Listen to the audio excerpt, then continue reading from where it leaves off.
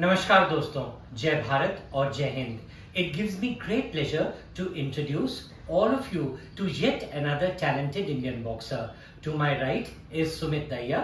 He is from the Central Industrial Security Force, the CISF, and he has been boxing in the 75 to 80 light heavyweight category. He hails from Sonipat in Haryana, and we are there today to understand his journey in boxing till now and what lies ahead for him in future.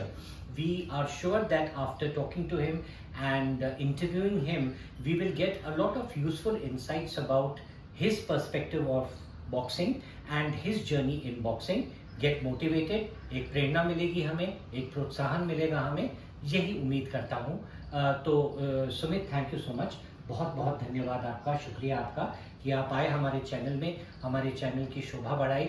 आपके interview से I am sure कि बहुत सारे aspiring boxers हैं, उनको CISF के बारे में और थोड़ा जो जर्नी है आपकी जो अभी तक रही है, आगे होगी, आपके बारे में पता चलने से उनको बहुत कुछ सीखने को मिलेगा। तो सुमित, एक बात पहले ये बताइए, ये क्वेश्चन तो खैर मैं हर बॉक्सर से पूछता हूँ क्योंकि ये ज़रूरी है, because you know the beginning of the journey is a very important part of your life. आपने बॉक्सिंग कब शुरू करी, कितने साल के थे आप, और क्या प्रोत्साहन आपको मिला बॉक्सिंग में, आपकी जर्नी में, शुरुआत में, और किस तरह से आपका ये जर्नी शुरू हुआ है, आप जरा हमारे दर्शक को बताइए। बड़े भाई, मैंने बॉक्सिंग 17 साल के शुरू करी थी और 11th क्लास में शुरू करी थी। प्रताप स्कूल है, बोर्डिंग मतलब स्पोर्ट्स स्कूल है, साथ में स्पोर्ट्स और स्टडी दोनों होती थी, वहाँ मैंने अपना गेम शुरू किया है।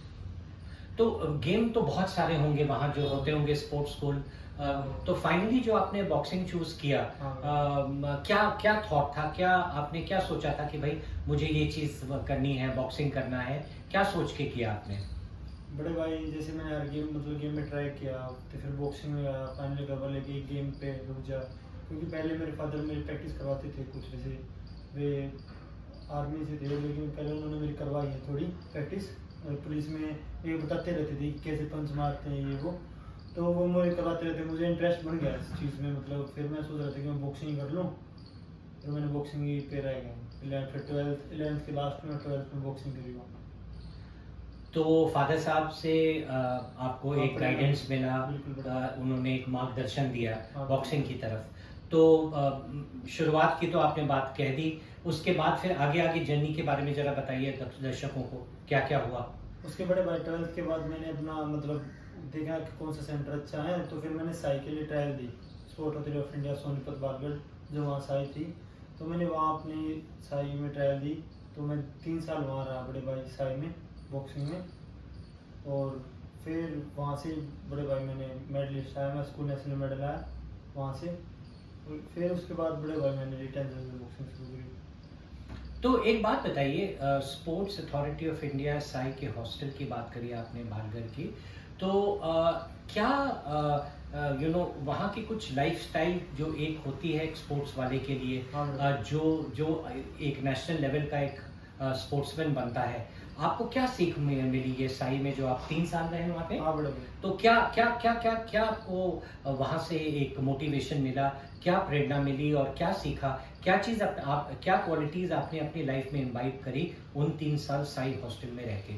बड़े भाई वहाँ मुझसे अच्छे प्लेयर थे, सीनियर नेशनल इंटरनेशनल अच्छे प्लेयर थे, मतलब मेरे वेट के भी और अलग वेट के भी मुझसे बहुत सीनियर, तो उनसे बहुत अच्छा मिलता था सीखने को। तो प्रैक्टिस करते हैं उनको देख के सीखा बहुत कुछ, उनके साथ करा वहाँ। और वहाँ फैसिलिटी भी अच्छी थी बालगढ़ में जो साई में रहता था।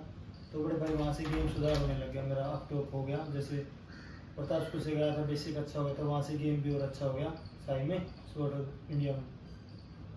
और CISF में हैं अब आप, बड़े भाई अब आप CISF से खेलेंगे, और जो अपनी जो पैरामिलिट्री फोर्सेस हैं उन सब का एक मुकाबला होता है, कंपटीशन होता है, जिसको हम ऑल इंडिया पुलिस कहते हैं। तो ऑल इंडिया पुलिस में अब आपका फोकस होगा, वेट कैटेगरी आपकी 75 to 80 है, उसमें आपकी कोशिश होगी कि गोल्ड मेडल जीतें ऑल इंडिया पुलिस में, और उसके बाद फिर आप आगे बढ़ें और नेशनल्स में जाएं, सीनियर नेशनल्स में। सीनियर नेशनल्स जो अब हाल फिलहाल में ही नवंबर में होने वाली है, उसमें आपकी कोशिश रहेगी कि ऑल इंडिया पुलिस में गोल्ड मेडल लें और फिर वहाँ पे जाएं। तो हमें ये बताइए कि अब जो है, अब से लेकर के जो काउंटडाउन है जो ऑल इंडिया पुलिस गेम्स के लिए और सीनियर नेशनल्स के लिए, आप अपनी तैयारी और प्रिपरेशन किस तरह से कर रहे हैं? बड़े भाई अभी प्रैक्टिस शुरू होगी हमारे वहाँ, मैं देहरादून में कर रहा हूँ प्रैक्टिस, हमारी टीम वही है CIC में। तो अभी मैं वेट को प्रिपेयर करूँगा, पहले तो वेट थोड़ा चल रहा है, फिर प्रैक्टिस शुरू करूँगा बड़े भाई वहाँ। और क्या मतलब थॉट है आपका कि भाई अब एक तो of course all India police में गोल्ड मेडल लेने ही है, और उसके अलावा सीनियर नेशनल्स में भी जाना है। हमें ये बताइए कि बॉक्सिंग में कोई ऐसे बॉक्सर हैं इंडिया के या बाहर के जो आपको बड़ा मोटिवेट करते हैं, जिनको आप जब रिंग में उतर के देखते हो बाउट खेलते हुए तो आप बड़ा प्रोत्साहित होते हो? हाँ बड़े भाई ऐसे हैं हमारे इंडिया के बॉक्सर हैं, जैसे विकास कृष्ण यादव, उनको देख के बहुत अच्छा प्रेरित मिलती है कि वे अच्छा खेलते हैं। और हमारे सीनियर ये बड़े भाई जहाँ मैं टीम में रहता हूँ, उनसे भी बहुत सीखने को मिलता है, सीनियर से। कोई कोच साहब हाँ। जिनसे आपने काफ़ी कुछ सीखा है, आप उनका भी कुछ मेंशन करना चाहेंगे किसी का? हाँ बड़े भाई, अभी हमारे सेंट्रल टीम में CIC टीम में वे ओलंपियन है, वे एस सुरेश नाम उनका, वो उनको बहुत अच्छा एक्सपीरियंस है, वे 2000 के ओलंपिक खेले हुए हैं, तो वे बहुत अच्छी गाइडलाइन देते हैं। तो अब उन्हीं वही तैयार कराते हैं बड़े भाई ऑल इंडिया पुलिस के लिए मैं CIC टीम में। तो कोच आपको बहुत अच्छे मिले हैं, कोच अच्छे उनसे मिले बहुत हैं। कुछ सीखने हाँ। को मिलेगा आपको। मोटिवेशन आपके यहाँ पूरा है कि आपको क्या करना है आगे, ये भी है। और ये बताइए, लास्ट में आपसे पूछूंगा कि जब आप रिंग पे उतरते हैं तो उस समय जो आपका फोकस होता है, जब आप ओपोनेंट आपके सामने होता है, तो कहते हैं कि एक तो फिजिकल पार्ट हो गया, स्टैमिना हो गया, एंड्योरेंस हो गया, पंचेस हो गए, हाँ। लेकिन बॉक्सिंग में एक साइकोलॉजिकल, एक माइंड का भी गेम होता है बिल्कुल। जब आप उतरते हैं। उसके बारे में हमारे दर्शकों को कुछ बताइए कि क्या रहता है ये माइंड गेम बॉक्सिंग में? बिल्कुल बड़े भाई, मैं जैसे प्रैक्टिस करता हूँ कंपटीशन से पहले, स्ट्रेटेजी भी अपने माइंड से भी करते हैं, प्रैक्टिस में क्या करना है, अगला पार्टनर कैसा है उसको पहले चेक करके फिर उसके हिसाब से अपना गेम खेलना है।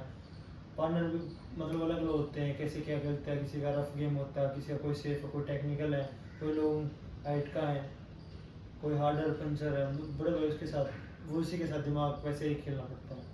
स्ट्रेटेजी वही मिलती है बड़े भाई, पहले राउंड से लगानी पड़ती है, पहले देखते भी हैं फाइट कैसे क्या खेलता है ये, फिर उसके हिसाब से खेलना पड़ता है बड़े भाई स्ट्रेटेजी।